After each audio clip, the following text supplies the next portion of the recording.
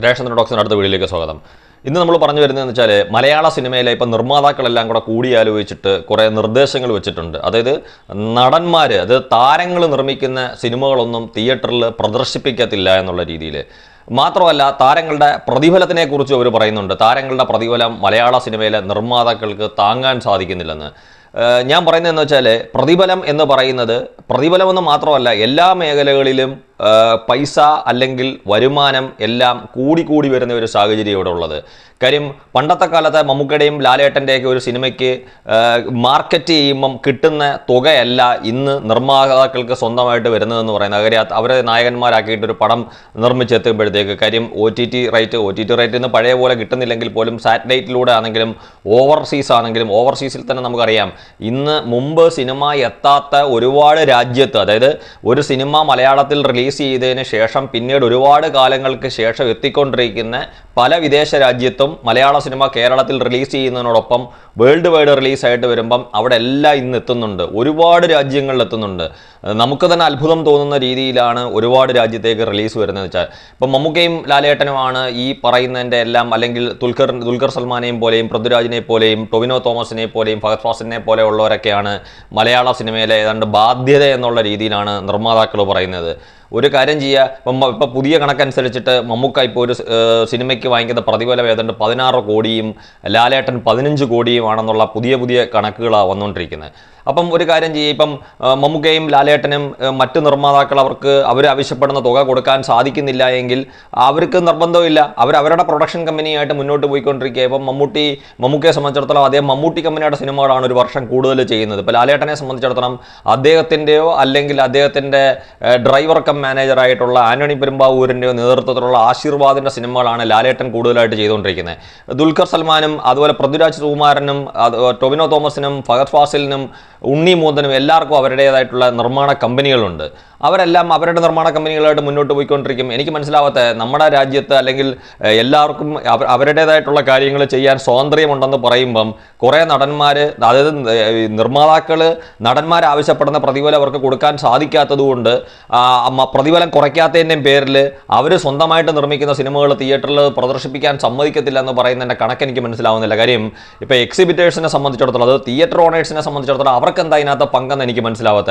കുറേ പ്രൊഡ്യൂസേഴ്സ് പറഞ്ഞാലും എക്സിബിറ്റേഴ്സിനെ സംബന്ധിച്ചിടത്തോളം, ഇപ്പം എക്സിബിറ്റേഴ്സ് അസോസിയേഷൻ്റെ ആജീവനാന്ത ചെയർമാൻ ദിലീപും ഇപ്പോൾ ഒരു പ്രസിഡന്റ് എന്നുള്ള രീതിയിൽ പ്രവർത്തിക്കുന്നത് വിജയകുമാറുമാണ്. അതിൻ്റെ വൈസ് ചെയർമാൻ, അതായത് ആജീവനാന്ത വൈസ് ചെയർമാൻ എന്ന് പറയുന്ന ആന്റണി പെരുമ്പാവൂരാണ് തിയേറ്റർ ഓണേഴ്സ് അസോസിയേഷൻ്റെ.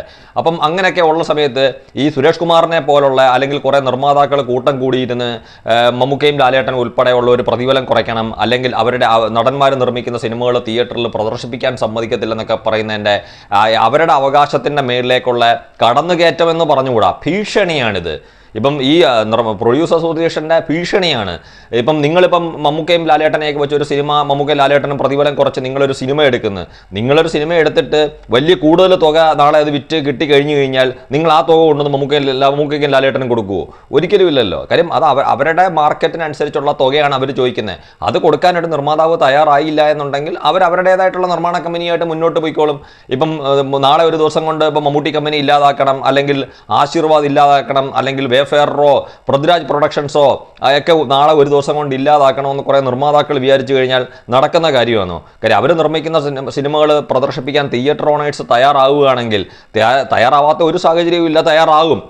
അത്തരത്തിലുള്ള സിനിമകൾ കാണാൻ പ്രേക്ഷകൻ ഇവിടെ ഉണ്ടെന്നുണ്ടെങ്കിൽ ഈ സുരേഷ് കുമാറിനെ പോലുള്ള അല്ലെങ്കിൽ കുറേ പ്രൊഡ്യൂസേഴ്സ് അസോസിയേഷൻ്റെ ഭാഗത്ത് നിന്നിരിക്കുന്ന കുറേ ഭാരവാഹികൾ എന്നുള്ളവരുടെ ഭീഷണിക്ക് അവിടെ എന്താണ് അർത്ഥം ഇരിക്കുന്നത്? അപ്പോൾ കുറേ ആൾക്കാർ ഒരു സംഘടനയുടെ ബലത്തിൽ ഞങ്ങൾ അങ്ങനെയാണ്, ഞങ്ങൾ ഇങ്ങനെയാണ്, ഞങ്ങൾ അങ്ങനെ ചെയ്യും ഇങ്ങനെ ചെയ്യും എന്നൊക്കെ പറയുന്നതിൻ്റെ അർത്ഥം എനിക്ക് മനസ്സിലാവുന്നില്ല.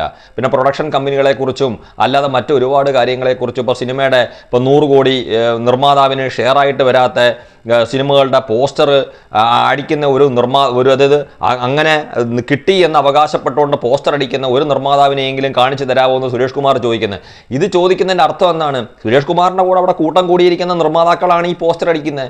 ഈ സുരേഷ് കുമാറിൻ്റെ കൂടെ പ്രൊഡ്യൂസേഴ്സ് അസോസിയേഷൻ്റെ ഭാഗമായിട്ട് കൂട്ടം കൂടിയിരിക്കുന്ന നിർമ്മാതാക്കളിൽ പലരുമാണ്, അല്ലെങ്കിൽ ഡിസ്ട്രിബ്യൂട്ടേഴ്സാണ് ഈ പോസ്റ്റർ അടിച്ചിറക്കുന്നത് 100 കോടി എന്നും പറഞ്ഞിട്ട്. അപ്പോൾ 100 കോടി ഷെയറായിട്ട് കിട്ടിയില്ല, അല്ലെങ്കിൽ 100 കോടി നിർമ്മാതാവിന് കിട്ടിയില്ലെങ്കിൽ പിന്നെ ഇവർ ഏത് 100 കോടി റിക്കവറിയുടെ കാര്യം ഈ പറയുന്നത് ഇപ്പം ഉദാഹരണം 250 കോടി 200 കോടി മുടക്കിയിട്ട് 100 കോടി കളക്ഷൻ കിട്ടുന്ന സിനിമയുടെ ആണോ 100 കോടി ക്ലബ്ബിൽ കയറിയെന്ന് പറയുന്നത്? അങ്ങനെ പറയാൻ നാണമില്ലേ ഇവർക്ക്, നിർമ്മാതാക്കൾക്ക്? അവർ ഒന്നിൽ ഇത് ഇതിനെക്കുറിച്ച് പരാതി പറയാൻ നിൽക്കരുത്. അല്ല എന്നുണ്ടെങ്കിൽ ഈ പറഞ്ഞ കണക്ക് ഞങ്ങൾക്ക് ഷെയറായിട്ട് അല്ലെങ്കിൽ ഞങ്ങളുടെ പൈസയായിട്ട് ഞങ്ങൾക്ക് തിരിച്ചു കിട്ടുന്ന തുക, അതായത് ഇപ്പോൾ സർക്കാരിനും അല്ലെങ്കിൽ ഡിസ്ട്രിബ്യൂട്ടറിനും എക്സിബിറ്റേഴ്സിനും ഒക്കെ വീതിച്ച് പോയതിൻ്റെ ബാക്കിയായിട്ട് ഞങ്ങൾക്ക് തിരിച്ചു കിട്ടുന്നതിൻ്റെ തുകയുടെ പൈസയുടെ ഇത് വെച്ചിട്ട് മാത്രമേ ഞങ്ങൾ പോസ്റ്റർ അടിക്കത്തുള്ളെന്ന് നാളെ അവർ പറയട്ടെ. അല്ലെങ്കിൽ തന്നെ ഈ പോസ്റ്റർ അടിക്കുന്നതിനകത്ത് നിർമ്മാതാവിന് എന്താണ് കാര്യം? കൂടുതൽ പോസ്റ്ററും അടിക്കുന്ന ഡിസ്ട്രിബ്യൂട്ടറല്ലേ? പ്രൊഡ്യൂസർ ഡിസ്ട്രിബ്യൂട്ടറിന് പടം കൊടുത്തു കഴിഞ്ഞാൽ ഡിസ്ട്രിബ്യൂഷൻ ചെയ്യുന്ന ആളല്ലേ കൂടുതൽ പോസ്റ്റർ അടിക്കുന്നത്.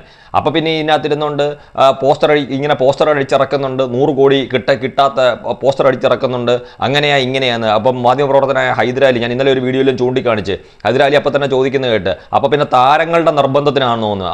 അപ്പോൾ അതേ ആദ്യം ഒരു മറുപടി പറയാതെ ഒഴിഞ്ഞു മാറിയിട്ട് പിന്നീട് അതേന്ന് പറഞ്ഞ് പറയുന്നത്. അപ്പോൾ ഇത് ആരിലേക്കൊക്കെ വിരളി ഊണ്ടുന്നത്? ഇപ്പം ഏറ്റവും കൂടുതൽ ഇപ്പോൾ അദ്ദേഹത്തിൻ്റെ സുഹൃത്ത് വലയത്തിൽപ്പെട്ട ലാലേട്ടനെതിരെയല്ലേ ഇദ്ദേഹം വിരളി ഊണ്ടുന്നത്? മമ്മൂക്കയെ ഇദ്ദേഹം വിടുന്നില്ല. മമ്മൂക്കയുടെ Dominic and the ladies purse എന്ന് പറഞ്ഞ സിനിമയായിട്ട് ബന്ധപ്പെട്ട്. അപ്പം മമ്മൂക്കയെ ലാലേട്ടനെ പോലുള്ളവരെ ടാർഗറ്റ് ചെയ്യാൻ വേണ്ടിയിട്ട് മാത്രമാണോ ഇത്തരത്തിലുള്ള ഒരു പ്രൊഡ്യൂസർ അസോസിയേഷൻ്റെ മീറ്റിങ്ങുകൾ സംഘടിപ്പിക്കുന്നതെന്ന് ഒരു പ്രേക്ഷകന് തോന്നിയാൽ ആ പ്രേക്ഷകനെ കുറ്റം പറയാൻ പറ്റുമോ? ഏതായാലും ആരുടെയും ഭീഷണിയൊന്നും വേണ്ട. മമ്മൂക്കയിൽ ലാലേട്ടൻ ഉൾപ്പെടെയുള്ള ഒരു സിനിമ നിർമ്മിക്കാൻ തയ്യാറാവുന്നെങ്കിൽ അത് തിയേറ്ററുകാർ കാണിക്കുകയും ചെയ്യും, പ്രേക്ഷകൻ പോയി തിയേറ്ററിൽ ആ സിനിമ കാണുകയും ചെയ്യും.